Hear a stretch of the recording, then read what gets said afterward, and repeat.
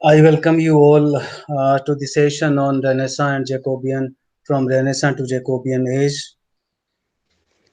Yesterday we talked about certain things. We talked about the Renaissance, we talked about Reformation. We also looked into the reason as to why Renaissance began only from Italy.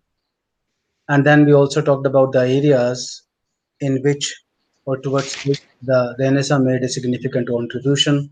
And these were primarily the four fields. Number one, architecture. Number two, sculpture. Number three, painting. And number four, literature. We talked about the contribution of all the three, and we were almost to begin the contribution that was made in the field of literature.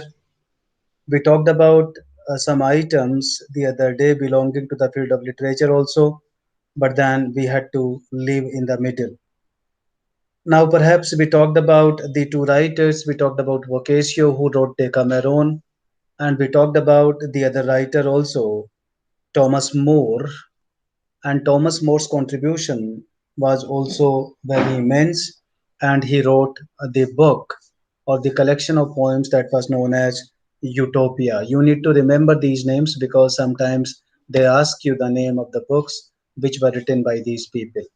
And then the other significant poet belonging to the age was Petrarch.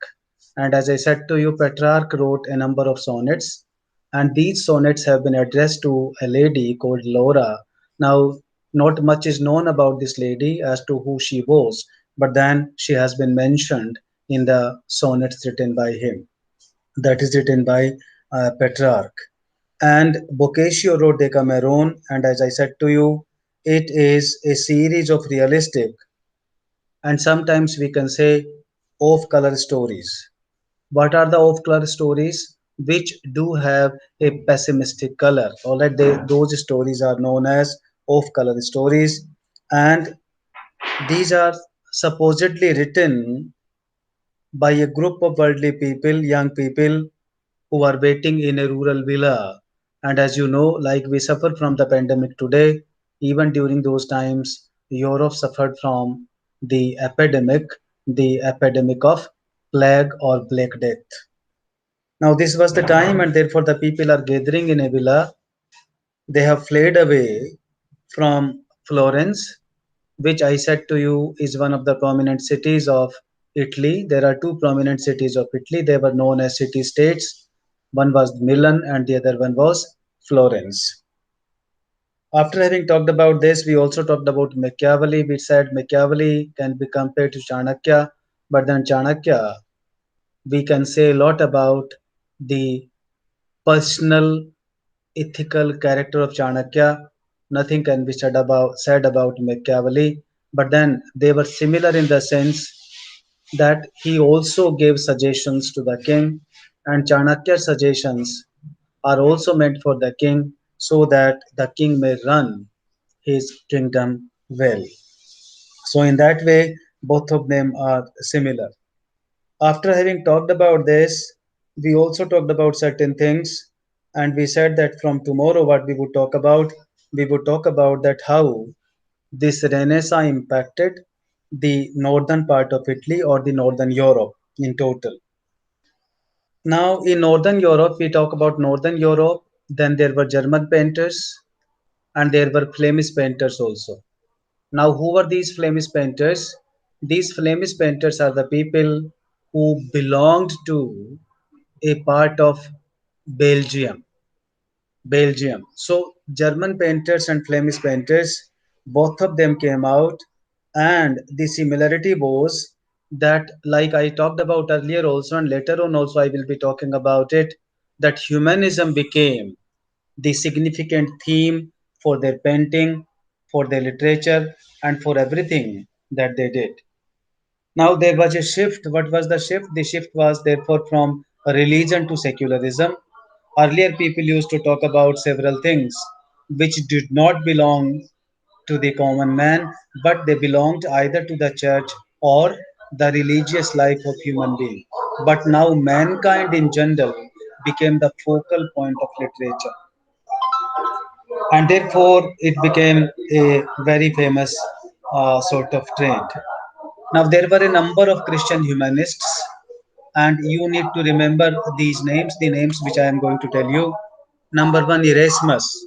Erasmus was a famous humanist, and the name of the book that he wrote, the name of the book that he wrote was The Praise of Folly.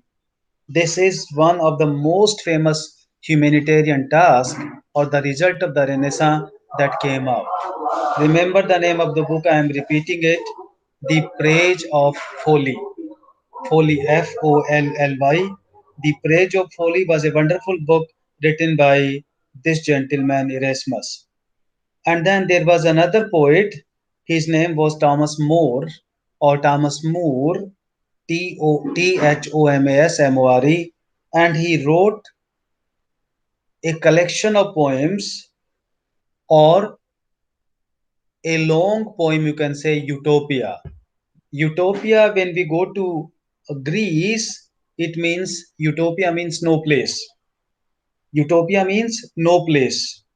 And therefore, it has come to be known as an ideal place depicted in the Book of More. Therefore, Utopia stands for the ideal place. Utopia stands for the ideal place. Sometimes we say that it does not exist. It is something belonging to utopia. What we are talking about? We are talking about idealism that exists only in imagination, but practically that is not possible. For that, we make use of the word utopia. Right? So these were the two famous writers who were impressed by the humanistic theme of the time. Now, why do we call it humanism? Humanism because there was a shift from religions to the concerns of mankind. Number one. Number two, therefore now people will not be talking about it that simply the providing pleasure is the primary purpose of a literary work of art. The primary purpose of literature is not to educate the people on the moral issues. Now people said there was a shift in the very purpose of literature also. People started talking about it that the primary purpose of literature is not to educate the people on the moral issues but to educate them. How to educate them? To educate them on or to provide them pleasure. That must be the primary purpose of literature, and therefore a lot of poems, a lot of plays, and even romances were written. Now, the theme of the poems which were written during this period, even the plays which were written during this period, usually you will find that the theme of these creations or writings were love and beauty. And these people talked about the reforms in an individual's life. Now, reforms from the things which were preached by the church, they said that everything that has come from the church may not be true, and therefore a reformistic zeal is required. Now, at the same time, if you look at a little later, I would say, came on the scene the great playwright Shakespeare also. And he wrote a number of plays. Now, Shakespeare was a playwright, dramatist, and poet. I have made use of three terms a playwright, dramatist, and poet. Poet, of course, he wrote a number of sonnets, so he was a poet, no doubt about it. But when we talk about dramatist and playwright, now we say we make use of these terms for Shakespeare. Now, how is it that a playwright, how is it that Shakespeare was both a playwright and dramatist? Is there any difference between playwright and dramatist? Yes, tell me. You have heard both the words playwright and dramatist. Is there any difference between the two when we talk about the word playwright and dramatist? Sir, playwriter and dramatist, sir Yes, same ही लगे. are you listening to me? Yes sir. Raj, are you listening to me? Yes sir. Yes. Raj, are you listening to me? Yes sir.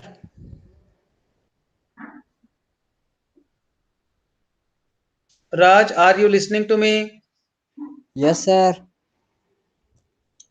Sir Uh, शायद मेरी in मेरी आवाज. fact, when we talk about a play and a drama, there is a little difference between the two, and I will not say a little difference, but when we talk about a playwright or play and drama, drama is the art that can be staged, but a play is written, and therefore a playwright may not necessarily be a dramatist.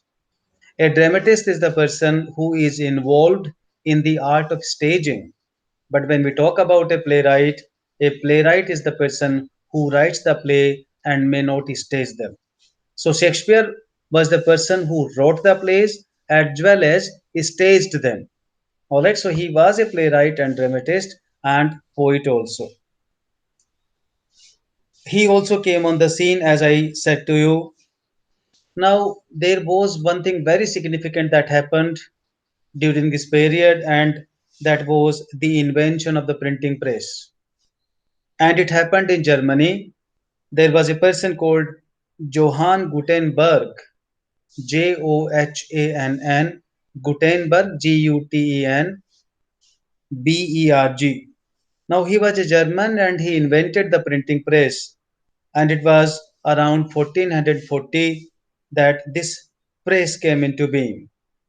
Now, the invention of the printing press helped in the expansion of knowledge because earlier everything was to be written manually. Now, this printing press expanded the horizon, and people now, of course, they were able to write, but then printing press gave them the substitute, and the things could be done in less time. Otherwise, they used to take a lot of time. Now, this induction or invention or introduction of the printing press brought about, besides several other things, brought about a significant change in the field of literature, and in other words, I would say in the field of arts, and then in the field of society also. Now, you would find that there were a number of changes that occurred in the field of art, and these changes related to the techniques and style. Now the style became classical Greek or classical Roman. Now, in fact, in the field of painting and sculptures also, these painting and sculptures, they portrayed individuals and nature in more realistic and lifelike ways. As I said, there was a shift. And what was that shift? The shift was that now the things became more realistic. People will not be talking about only idealism, but they would be talking about the practical part of life. So there was a shift. Now, the artists created both the things, secular as well as religious. That was the third shift that came. And then the writers, if you look at the literature, you will find that the people started writing in vernaculars also. Earlier, most of the things were being written either in Latin or in Greek, but now people started writing in Italy or Italian and the other languages also, and thereby you see it ensured the growth of the vernaculars also, or the regional languages which were confined to certain places or certain cities. Now, there were certain changes in the society also that the occurrence of the Renaissance brought about, and printing changed the society by making it what I would say the explosion of knowledge started taking place, and it became easy for the people to access information.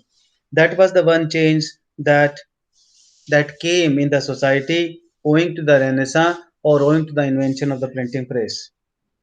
And after that, you will find what you will find that there were increased desire for learning, and learning, people wanted to learn now, and as a result a number of discoveries and the other things took place.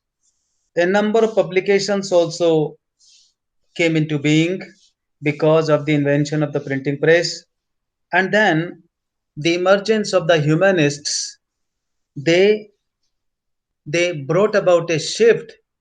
What was the shift? The shift was that in order to, now earlier the people would say that we have to make our forthcoming life happy.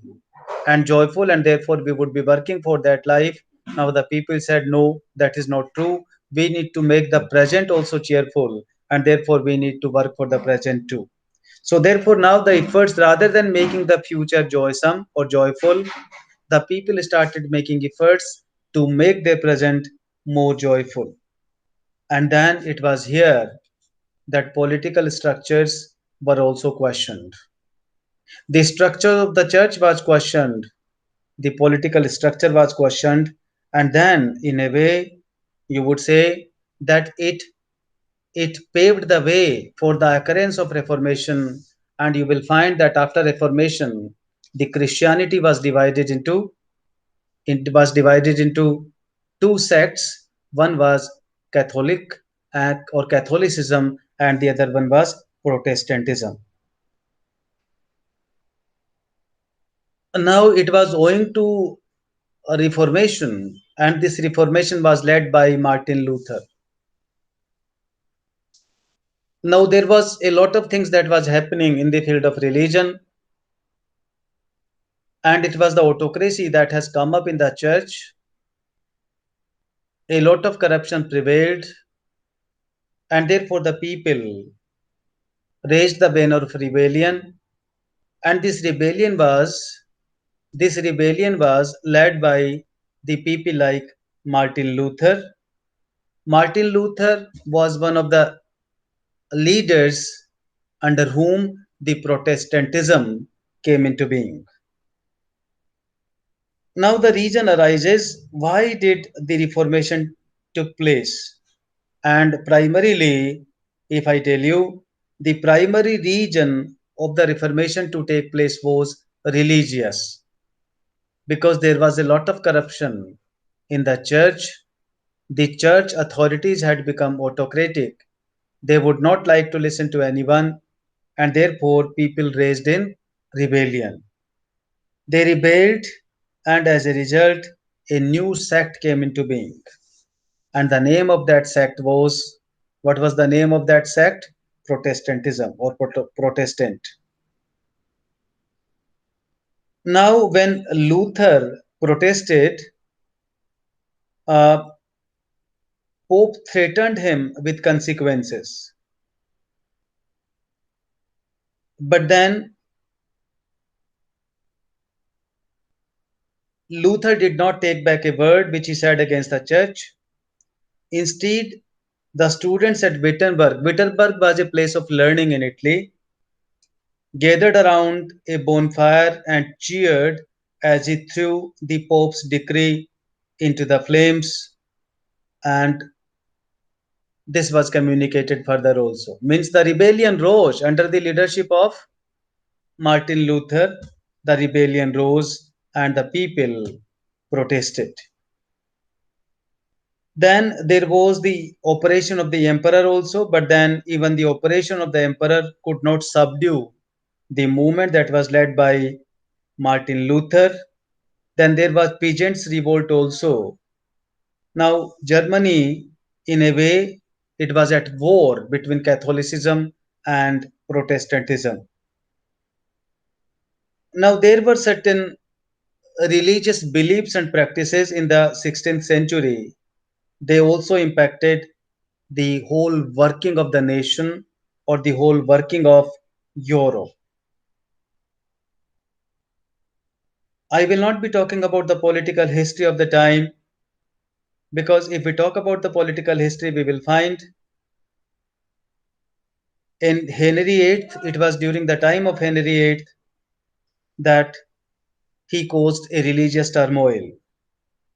And Henry's many marriages led to conflict with the Catholic Church and the founding of the Church of England.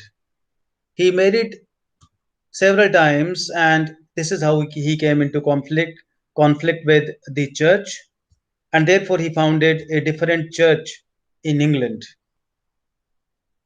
And it did have a lot of repercussions.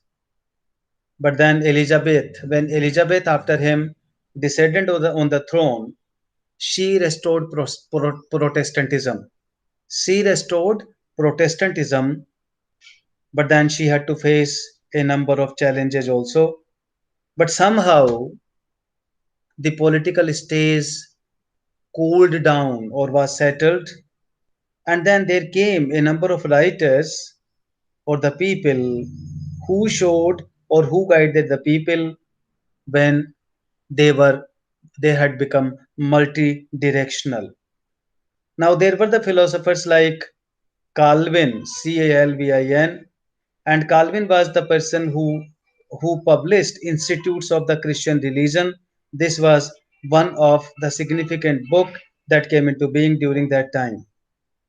And after that, in fact, all these ideas, the books that he was writing, they gave rise to a sort of rebellion. And this rebellion guided the people, put the people on the right track, and they were able to carry forward the spirit of the Reformation.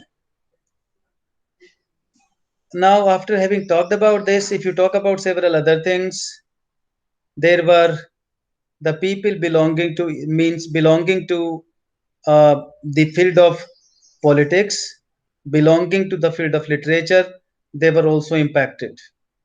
But then it is not good for us to talk about all these things in detail, the political history of the time. What we will talk about, we will see the things, how the scene from literary point of view underwent a change during this period. And if you look at the literary scene, you will find that literature bloomed during this period. We have talked about the poets like Wyatt and Earl of Surrey. Wyatt introduced, as you know, the Petrarchan sonnet, and Earl of Surrey introduced English sonnet or Shakespearean sonnet. Now, there were features of these sonnets which we have talked about earlier. I will not be talking about these features again.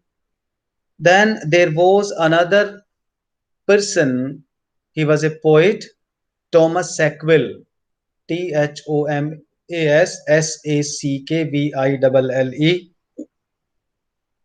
He wrote the book The Induction.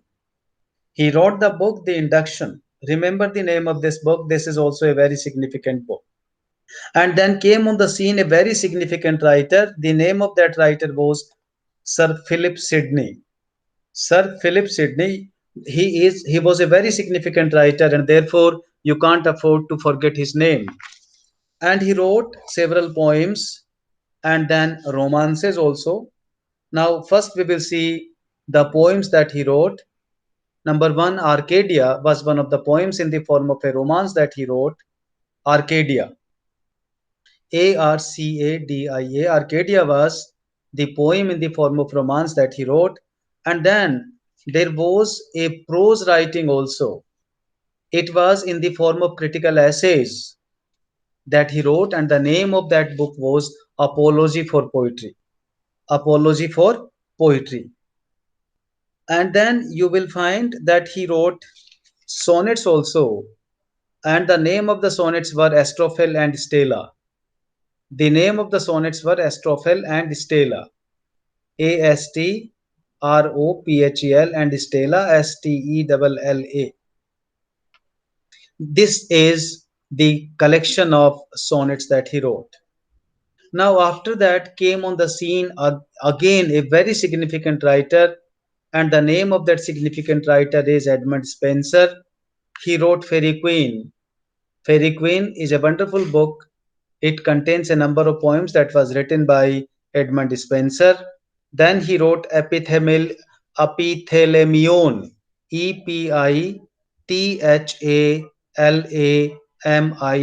He wrote that poem also. And then he wrote another significant poem, and the name of that poem was Amoretti, Amoretti. Now, these were the poems. So, let me repeat the works of Edmund Spenser. Spenser wrote The Fairy Queen, he wrote Epithalamion, and then Amoretti. These were the three significant poems that he wrote or that were written by Edmund Spenser. Now, if we look at Sir Philip Sidney, then he wrote Arcadia, it was a romance. He wrote Apology for Poetry, it was It was a collection of essays on criticism, and then he wrote poetry also. And the name of the poem collection or the collection of poems was Astrophiel and Stella. And then if we come to when we come to Edmund Spenser, he wrote Fairy Queen, Epithalamion, and Amoretti. Now after that, if we come to the another significant poet, although usually he is referred only as a playwright or a dramatist, but then he made efforts to write poems also. And one of the beautiful poem that he started writing, you must be aware that Marlowe died at a very young age, that you would study in the next semester. But then he started writing a poem, and the title of that poem was Hero and Leander. What was the title? Hero and Leander. He started writing that poem, but then he could not complete that poem. Remember the name of this poem? He could not complete that poem, and then it was completed by a significant poet and a translator also. His name is Chapman. Chapman completed that poem. The name of that poem was Hero and Leander. Now then Ben Jonson came on the scene, and Ben Jonson introduced a variety of a particular type of poem. And this poem was in the long run came to be known as Pindari Code. So if somebody happens to ask you who introduced Pindari Code in poetry, you have to say that Ben Jonson was the first to make use of the form of Pindari Code in English poetry. After having talked about this, let us go to John Donne. We have studied that John Donne was both a religious poet and a love poet also. He wrote both love poetry and religious poetry. Then there was a poet called, already we have talked about him, Thomas More, and he wrote the Utopia. We have also talked about Erasmus. He wrote the poem, long poem, The Praise of Folly. And then in the field of drama also, in the field of play also, a lot of things came into being. A lot of plays were written. Shakespeare, you must have heard the name of Shakespeare. But then even before Shakespeare, there was a race of writers, or rather writers that appeared on the stage, and they paved the way for Shakespeare to write good plays. And the name of these writers, they were known as university wits. Now the question arises, why they were known as university wits? Who were the university wits? The university wits were, all of them were the playwrights. They were known as university wits because all of them were university educated. As you know, Shakespeare was not educated. He never have had any chance to go to the university. Now these people, all of them went to the university, and therefore they came to be known as university wits. They were the playwrights, number two. And number three, they were seven in numbers. How many of them they were there? They were seven in numbers. These people were seven in numbers, and the names of these writers were Lily, Lyly, Peel, Peele, Green, Green, Lodge, Lodge, Nash, Nashe, then Kyd, and Marlowe. Now these were the playwright who came into being during the Elizabethan age, or rather they preceded Shakespeare and showed the way to Shakespeare to write wonderful plays that he wrote. Now, if we talk about Kyd, now the famous contribution of Kyd is Spanish tragedy. That was the contribution made by Kyd. Similarly, if we look at the other creations, then you will find that there were people like Marlowe. Marlowe again wrote a number of plays, as I said to you, although he wrote a poem also that could not be completed, but then he wrote a number of plays also.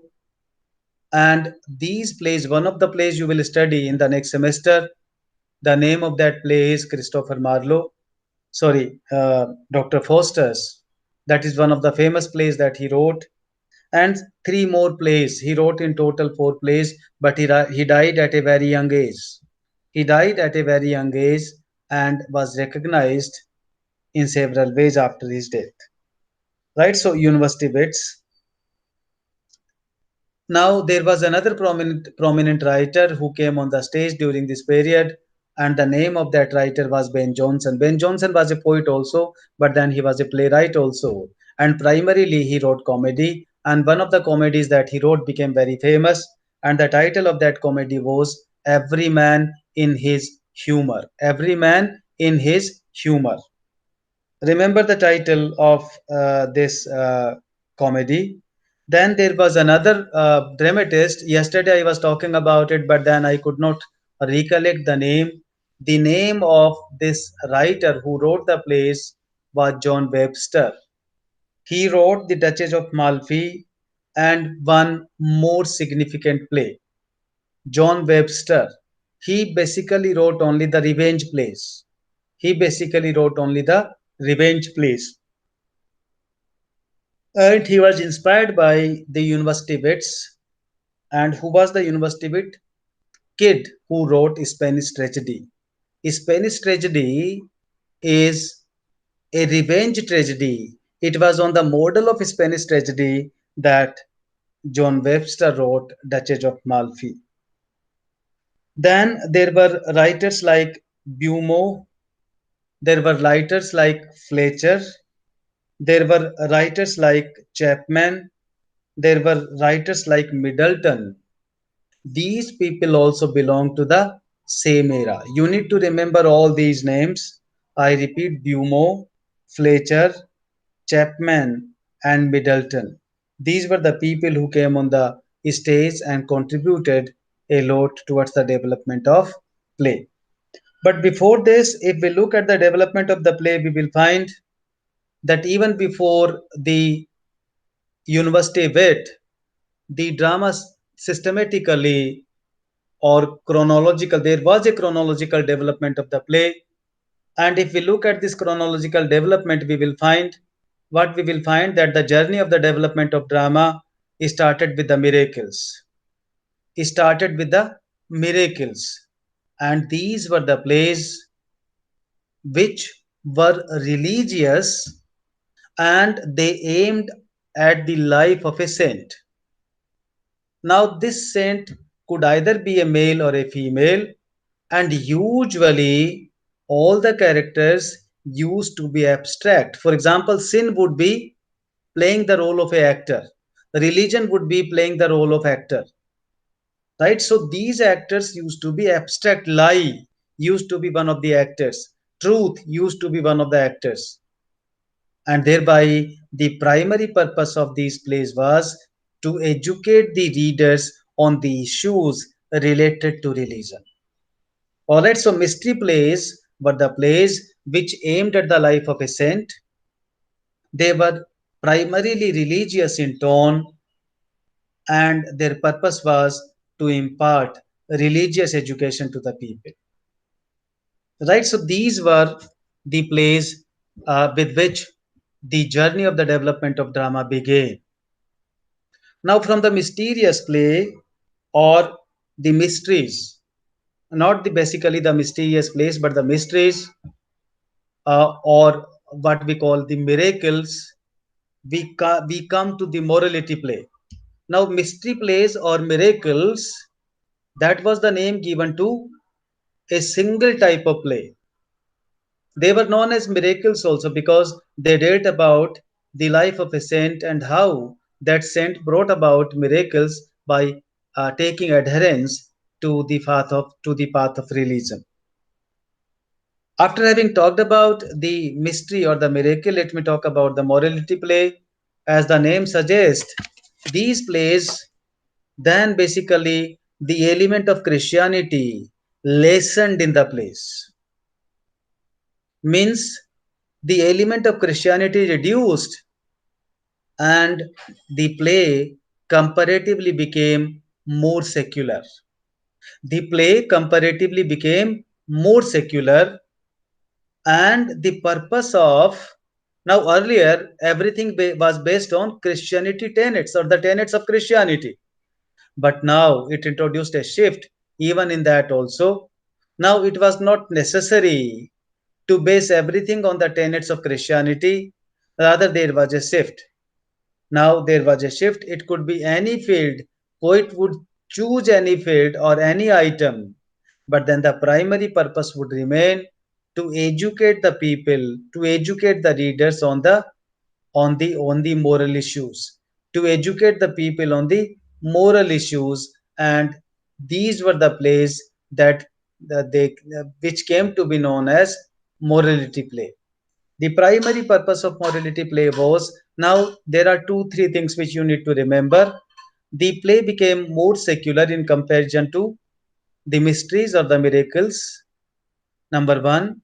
Number two, now the characterization was not only abstract, means not only the abstract characters would play a role on the stage, but now even the concrete actors, they started participating into the staging, into the activities, or they used to be the characters in the plays. Number two. Number three, usually now the element of Christianity which was in abundance in the miracles, that element reduced. Now, of course, a conflict was being shown between the good and the evil, and the primary purpose of these plays was to exhibit the victory of good over the evil. The primary purpose of these plays was to exhibit the victory of good over the evil. So a conflict and ultimately the victory of the good was shown.